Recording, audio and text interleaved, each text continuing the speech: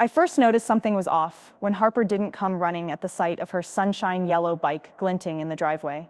It was her 13th birthday, bells, balloons, the works, and our front yard had been transformed into an obstacle course of streamers tied between stakes. A happy birthday, Harper. Banners swaying in the breeze, and a table groaning under the weight of cupcakes, party hats, and a cake shaped like her favorite character, Luna the space cat.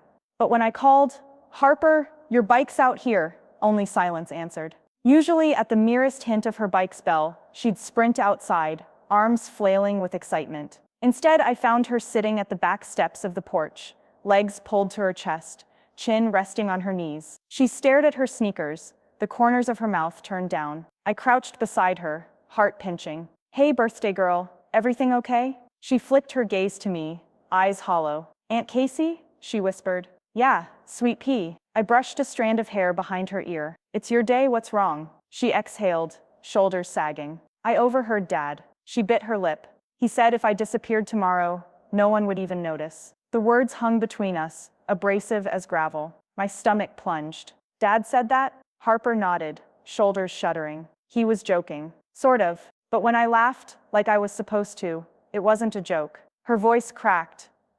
I felt like I was air. I wrapped an arm around her. The party noises, kids giggling, summer cicadas, the grill sizzling, suddenly felt cruelly distant. "Harper," I said gently, "you matter. To me, to all of us." She blinked, tears gathering. "Then why did he say that?" I sighed, frustrated on her behalf. "I don't know. Sometimes grown-ups say things they don't mean, especially when they're tired or stressed." She stiffened. "He said it right after I asked for a Nintendo Switch. He said, if she vanished, nobody'd notice. Like it was my fault." My chest clenched. 13 is a fragile age, awkward, self-conscious, perched between childhood and the world of lockers and hallways. And here, on what should be her happiest day, she'd been told she was invisible. "Hey," I said, lowering my voice. "Let's go for a walk, yeah? Just you and me." She didn't protest. We rose and slipped through the sprawling oak's shade into the driveway. The street was quiet, neighbors watering lawns, sprinklers arching like crystal rain. As we walked, I sidestepped the obvious question, what did he mean, until she took my hand. "Aunt Casey, do you think I'm forgettable?" I stopped, squeezed her hand. "Absolutely not. You light up every room you enter." She sniffled. "But I'm the middle kid. Mila's at Harvard, and Alex is a star on the swim team. I'm just Harper." I led her toward the little park across the street, a circular path around a pond where ducks paddled. The grass was soft underfoot. Dandelions trembled in the breeze. We sat on a wooden bench facing the water. I waited until a family of geese drifted by, then spoke. "You know," I said, "when I was your age, I felt the same way. I thought if I didn't excel at something extraordinary, I'd be forgotten." Harper leaned in. "Did you?" I nodded. Every birthday felt like a reminder. I'd buy glittery cards and make elaborate scrapbooks, hoping someone would notice. I patted my jacket pocket. "I have one of those scrapbooks with me. Want to see?" Her eyes widened. "Really?" I pulled out a faded pastel-lidded album from my bag. Opening it revealed collages of birthday parties, notes pasted in glitter pen, and photos of me in unicorn dresses. I flipped to a page from my 12th birthday, me in a tiara, my parents, 2 friends, my sister was away at camp. Below the photo I'd written, "It was fun but lonely." Harper's bottom lip quivered. "You felt lonely?" "Yep," I pointed. "It was before Mom had Alex, so I was the only kid. I look happy but I wasn't." I closed the scrapbook and slid it back into my bag. "Your parents love you. Sometimes though they forget how to show it, or they get caught up in their own stuff." She stared at the pond, where the geese had disappeared among lily pads. "I don't want to feel invisible." I took a breath. "Then let's make this day one you'll never forget, for the right reasons." I nudged her. "Let's go ride that bike of yours." Her gaze lifted, a glimmer in her eyes. "Okay." By the time we returned, the party was in full swing.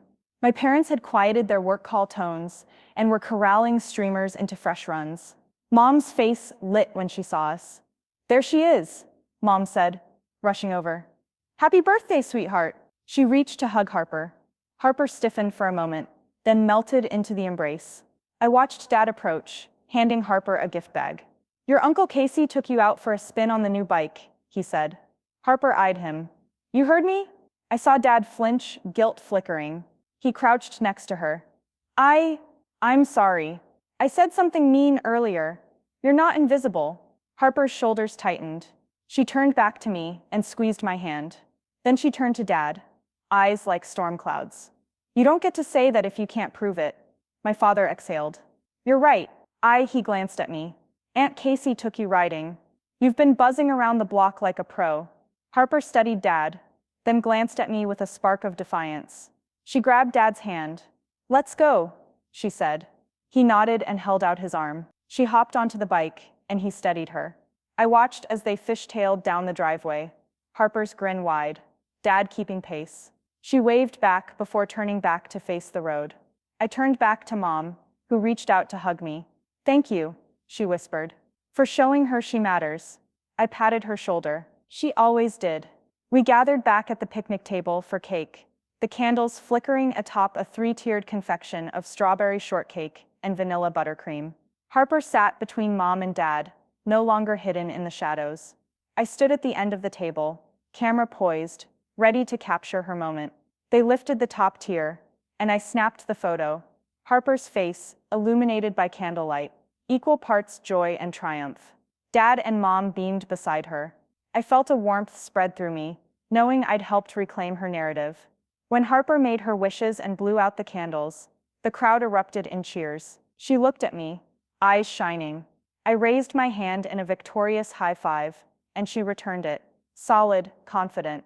As everyone dug into cake, I realized that birthdays and life aren't about being the best or the loudest. They're about moments of reckoning and connection. A sister's word heard, an aunt's empathy shown, a father's apology meant.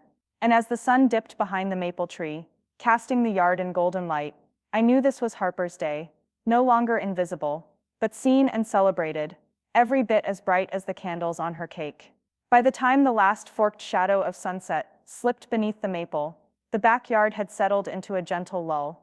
Children raced under the twinkling lights, draping themselves in glow sticks.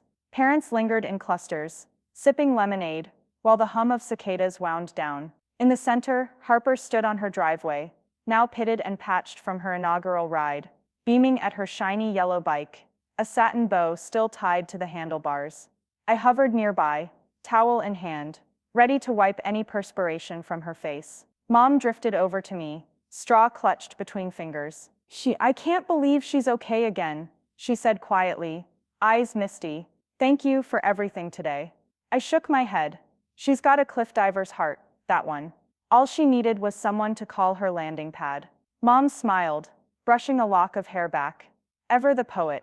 Behind us, Dad approached, raking his hands through his thinning hair. He wore the look of a man emerging from a guillotine's shadow, relieved, repentant, determined to do better. Casey, he said, voice low. He stopped, searching for words. I'm really sorry. I didn't realize how that comment tore her up. I nodded. I know you didn't. He exhaled. But I did it. I hurt her. I want to make it right, not just with words, but something tangible. He glanced over at Harper, who was showing her new friends how to ring her bike bell. Then he turned back. I'll start by cleaning up that bellied-up lawn tomorrow. New grass, proper driveway edging, no more half measures.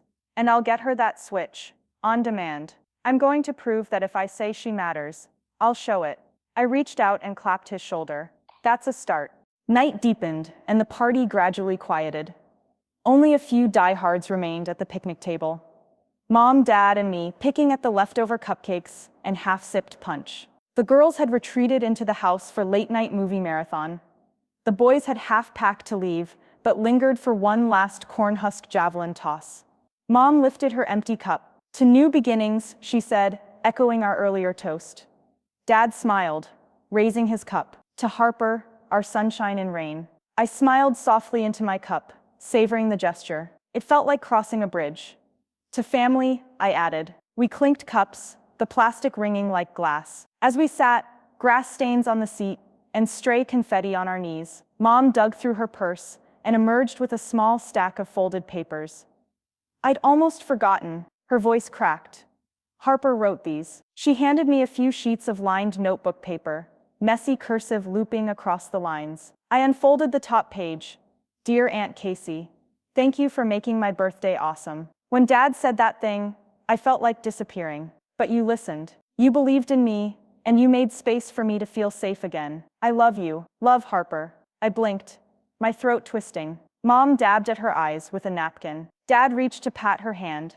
Silent, I folded the note carefully, sliding it into my pocket. She's wise, I said softly. She doesn't mince words. Mom reached out to squeeze Dad's hand. We almost lost her confidence today. Dad exhaled heavily. Not again. And for the first time that day, as the last fireflies flickered in the oaks, I realized something important. Love isn't about never hurting the ones we care for.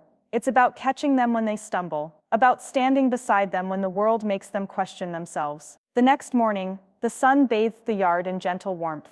I woke early, lured by the scent of fresh-cut grass. You could practically smell Dad's apology in every blade. I pulled on jeans and a t-shirt, grabbed the lawnmower key, and wandered outside to find Dad already at work, humming off-key beneath his wide-brimmed hat.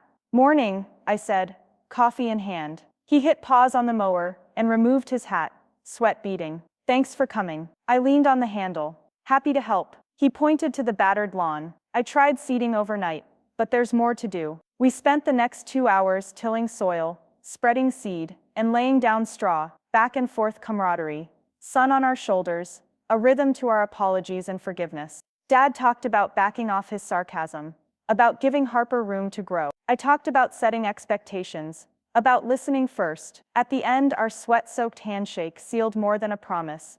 It was a pact to be better. Mom and Harper emerged with breakfast, a tray of yogurt parfaits and fruit skewers. Harper handed me a cup. Thanks for coming back, she said shyly. Then the familiar bell of her bike jingled. She pedaled across the lawn, this time unassisted, her laughter like chimes in the breeze. Mom watched, eyes bright. She still amazes me. I nodded. She amazes all of us. That afternoon, we gathered again under the maple tree, this time not for a party, but for a gardening project. I'd pitched the idea, let's transform the bare patch into a wildflower meadow, so Harper could watch something beautiful emerge every spring. Dad had called the landscape store. Mom cooked lemonade. By 5 p.m., we were armed with shovels and seed packets. Harper stood in the center, barefoot, her stance strong. I want bluebells, she said, and daisies, and lupines. She rattled off a list of native species. We wrote them down. As the sun sank, we formed a line. Dad, Harper, me, Mom, and scooped in soil and seeds in unison, like the relay lap of a relay team passing the baton of care from one to another. I looked at Dad's flannel, Mom's sun hat, Harper's pink gloves, and saw a family resurrecting itself in that earth. When the final shovel went in, a hush fell. Small hands patted the ground. Adult hands pressed seeds with promise. Mom raised a plastic cup of lemonade. To the little most important person in our lives, and the family we're forever grateful to have. We clinked too, Dave Matthews floating from a borrowed speaker. Harper surveyed our work, eyes shining. I'll keep it. I ruffled her hair, just like you always have. Weeks later, the bare patch had sprouted green tips, fragile hints of what was to come. Harper trailed dreams of wildflowers in the garden's margins, planting extra seeds with meticulous care. At school, she lit up when classmates asked about her birthday garden, telling the story of her big yellow bike, her wobbly steps, and the super aunt who saved the day. Mom and Dad mended their parenting styles. Less flippant quips, more open invitations for coffee and conversation. They made it a habit to check in on Harper's feelings, to ask her opinion on everything from dinner menus to vacation plans. The afternoon bike rides became weekly excursions, just Harper and Dad and me, catching up on life. One evening, as I packed up my laptop after a video call with clients, my phone pinged with a photo. Harper, clutching a bouquet of daisies, standing beside the budding meadow, grin split wide. Caption, thanks for our special place. Love you, my heart swelled. I thought of that first email, if you disappeared, no one would notice. How cruel it sounded then, and how magnificently it had unraveled into something opposite. Because when we show up, when we rescue and believe in one another, no one can disappear. Memories root deeper than hurt, love blooms stronger than offhand words. That night, I stepped onto the deck and gazed at the moonlit yard. The soft shapes of newly seeded flowers rippled in the breeze. I whispered into the darkness, "You matter, Harper," and breathed in the healing air. Then I called Mom, just to say goodnight, and heard her voice, warm with apology and gratitude. Thank you for saving her birthday.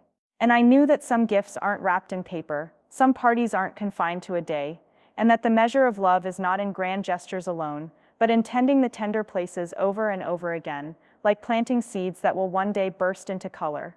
Because birthdays come and go, but the bonds we plant in each other's hearts last a lifetime.